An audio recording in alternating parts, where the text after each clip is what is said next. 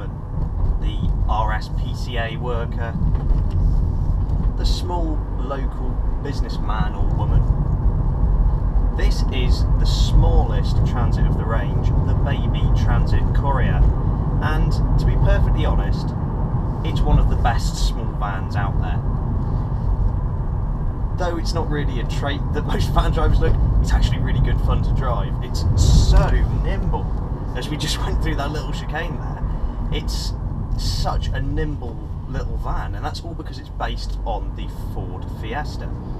It handles really well, there's good feedback, as with Ford seem to do in every car. The driving position is spot on, and do you know what, you get into it and it's a car you actually enjoy driving. But back to the more, I suppose, down-to-earth and realistic reasons people would have a look at this for their small local business. This is designed for primarily for urban environments, but it can hold its own on the motorway. This is the 1 litre, just under 100 horsepower EcoBoost turbo petrol engine. It claims that it will do 54 mpg with the active start-stop system on board, which we have here. And yeah, it does actually return pretty good fuel economy. It's a 5-speed manual gearbox, so again, if it was more of a motorway car, we'd expect a 6th gear, but it's a small little car, like I said. Postal services, florists, things like that is ideal. So let's talk about practicality, because at the end of the day, that's what a van is all about. You can load up 660 kilos worth of goods in the back, and you have 2.3 meters cubed of space back there to play with. Now, this specific car is specified with the cage divider as opposed to a solid bulkhead, which can actually be folded in half, and this passenger seat can be folded flat, so you can actually load something in for the full length of the van, which is always very useful. The only downside I've found so far is that with the cage and no solid bulkhead, road noise tends to echo about, because obviously there's no division between the front and rear of the van. Very small gripe though. Good fuel economy.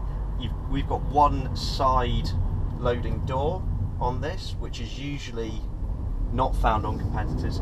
Oh, in fact, whilst we're talking about competitors, there's actually more space back there than any of its competitors from Fiat or Citroen or Peugeot for that matter. So yes, it drives really, really nicely. It amazed me actually. I got into it and I was like, oh okay, van review time to get my sensible head on. But I tell you what, you find some twisty roads and you rattle through the gears, and it's just good fun. There's so little weight when the car's empty to just, you know, nudge it into a corner a bit aggressively, and it sticks. There's plenty of grip on offer. The front end is really pointy, and because you've got great pedal weights and things, judging braking is excellent. But I mean, you know, unless you're Fernando Alonso buying a van, that's not necessarily the most relevant thing to you. Driving around town, the van is perfectly refined.